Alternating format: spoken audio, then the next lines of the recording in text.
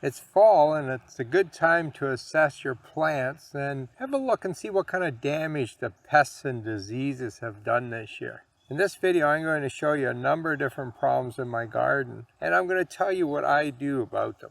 I'm standing here beside one of my favorite lilacs, and if you have a close look at the leaves, you'll see a slight amount of white coloration. That's powdery mildew, and lilacs are known to get this, particularly later in the summer. If you have a look at this plant, most of it's pretty green, but some of the leaves have powdery mildew. So what should you do about it? Well, when I have a problem in the garden, I try to figure out how serious is this problem. In this case, the plant's really not affected very much. It is late in the season, the plant has done well, the leaves have been green most of the summer. It really isn't an issue to bother with. But let's say you had a more serious problem, like on your monardas. They're horrible for powdery mildew, and every one I've ever grown has gotten powdery mildew. So what do I do about that? Well, I could spray for it, but that's a lot of effort, and I'd have to do it every year. So what I did is I pulled them out of the garden. I don't grow monarda anymore. In my climate, they just get too diseased, and it's not worth the effort. I'm growing plants that don't get disease instead. Now, a lot of people suggest that when you have a disease like this, as soon as you see it, pull off the leaf. The reason for this is that you want to get this disease out of the garden. You throw this in the garbage, not the compost pile. Get it off the property, and that will save the rest of the plant. But that's really nonsense. Powdery mildew is spread by spores, and they're everywhere. By the time you see the white parts, that's fungus that has grown quite a bit, and the spores have been on all these leaves for a number of weeks. They're on the ground, they're on the stem, they're everywhere. Fungal spores travel with the wind. Removing this one leaf is not going to prevent the spores from germinating on the other leaves. As long as the leaf is mostly green, the best thing you can do is leave it on the plant. It's still photosynthesizing, it's still feeding the plant, it's still doing good for the plant. Now, once a leaf is completely white, or maybe even 2/3 white and very little green left, sure, maybe it's worthwhile pulling off, but to be honest, it's too much work. Now, should you drop this to the ground underneath the plant? Again, people have concerns about that. They're concerned that this powdery mildew will overwinter here, and then you'll have it again next year. Well, I have news for you. I get powdery mildew on my lilacs every year. I don't know if it comes from my garden or the other gardens in the neighborhood. We have it every year. Whether I leave this on the ground, I compost and bring the compost back, doesn't make any difference. That's not going to get rid of these kind of diseases. So what I do with this, just drop it on the ground and let nature compost it for me. Now let's go and have a look at another plant with powdery mildew. This is one of my summer phlox, and it's got a really nice flower on it and flowers a long time. But you'll notice that the lower part of the plant has all brown leaves, and the ones that are green have a lot of spots on them, and they also have powdery mildew on them. Summer phlox are notorious for powdery mildew. In my experience, there's not much you can do about it. Certain cultivars will get this disease every summer. This particular cultivar is usually pretty good, but this summer it really got hit hard. Now, what I would do with a plant like this is one of two things. Either get rid of it, because it's kind of ugly right now, or I might plant it farther towards the back of the bed so you only see the flowers at the top and you don't see the lower leaves so much. And I think that's what I'm going to try with this one. I inherited a lot of summer phlox from my mother, and I brought them to the garden, and what I found with these old cultivars is that they all got powdery mildew. So a number of years ago, I started collecting cultivars from other places, and I put them in the garden, and I basically gave them a trial. I grew them for several years, and I monitored them for powdery mildew. Here's one of the ones. I believe it's called David. You'll notice that there's almost no powdery mildew on the stems. Many of the newer cultivars of summer phlox are quite good, and they're resistant to powdery mildew. So now what I'm doing is I'm throwing out the older cultivars and replacing them with these better ones. And I think that's one of the best ways to tackle this disease. Let's start growing plants that don't get powdery mildew, and then it's no longer a problem. This is my gas plant, and it's one of the favorite in the garden. It's probably in the top 10 category as far as I'm concerned. In the summer, it comes out with these beautiful, beautiful flowers. It's extremely fragrant, and it's a really tough plant. But it does have a pest. I was out here yesterday looking at this plant, and I noticed what appeared to be bird droppings. Well, I've seen these before, so I knew right away what they were. These are caterpillars from the giant swallowtail. Now, is this a pest or is this a good caterpillar? Here's a problem I have with gardeners. When the butterfly looks really pretty, we leave the caterpillars on the plant, and in fact, we grow plants for them and encourage them. But a different species of butterfly might be kind of brown and ugly looking. Then we want to get rid of those caterpillars, and we spray right away. That doesn't make any sense to me. This is all part of nature, and it's really important to leave some of these caterpillars in place. Even if the butterflies from them are ugly, keep some on your plants. Now, if there's a lot of them and they're killing your plants, you got to do something about it. But on this plant, I've had up to 40 caterpillars at one time, and I just left them. I didn't do anything. I'd rather have the giant swallowtails and lose some of the leaves on my plant.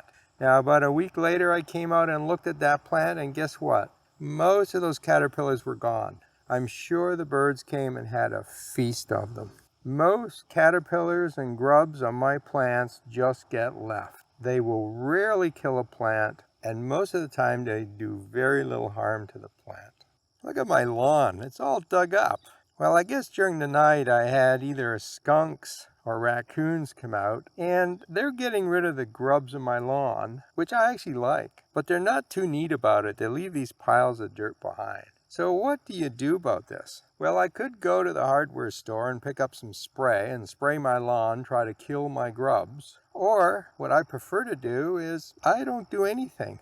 In a few days, you won't even see this damage on the grass. And it kind of aerates the lawn a little bit, so they're actually helping me.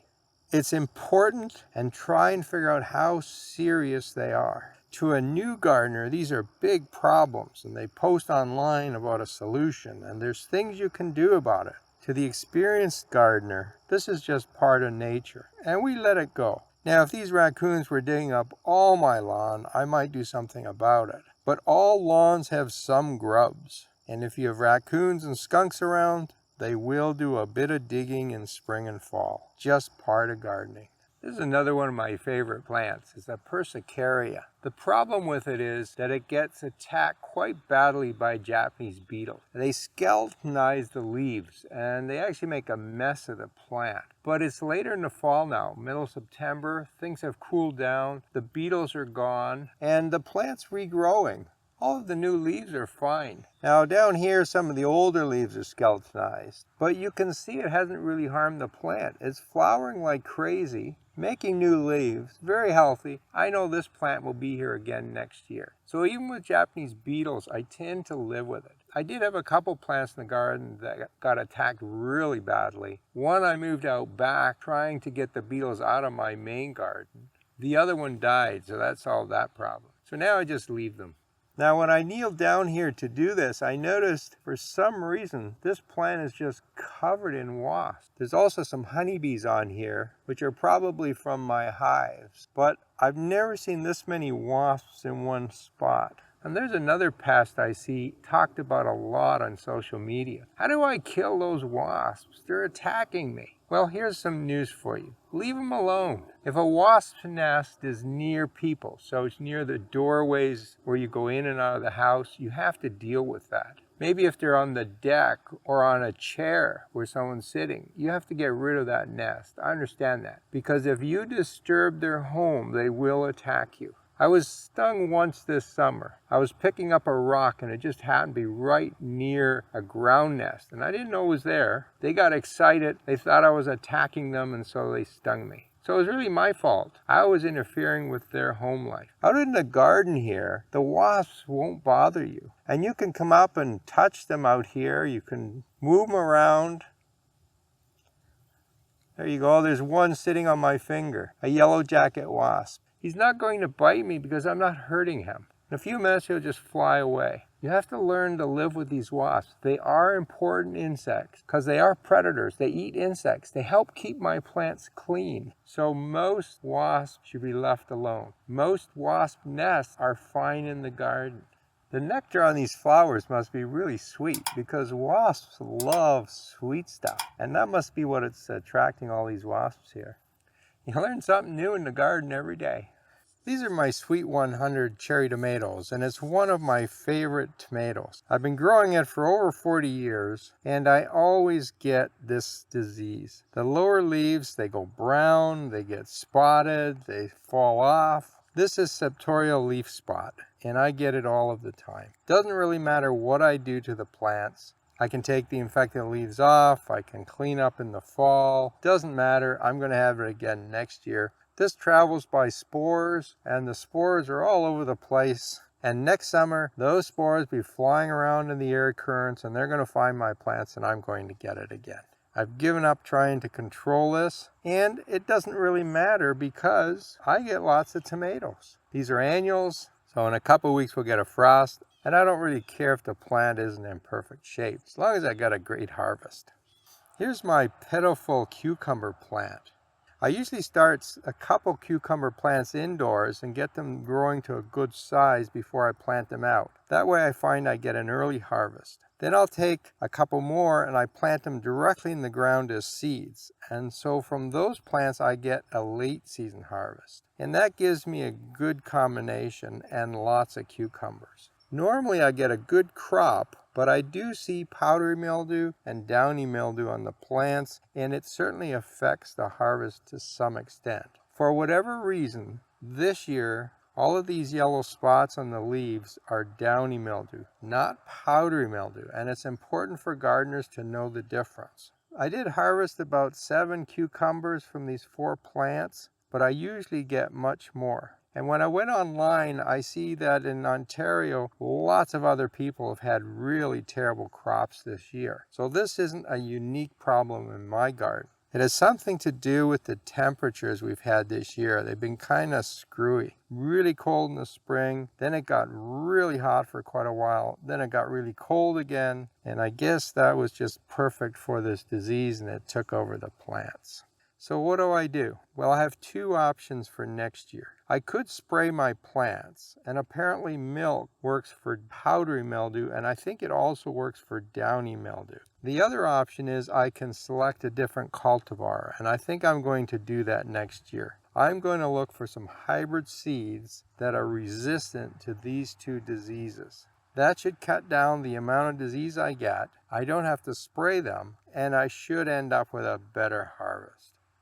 You might remember this hydrangea from a previous video. One of the branches got a nest of fall webworms. And in that video I said, well, there's only 1 nest and they're not going to do that much damage, so I'm going to leave it. Well, here's a picture of the hydrangea today, showing all of the damage this nest did.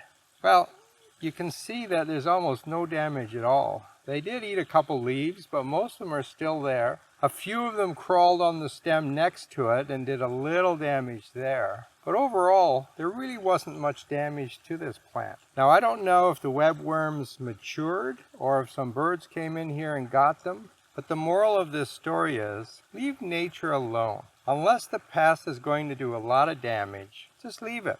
It's part of the beauty in the garden. Learn to appreciate that beauty as well as the pretty flowers you grow.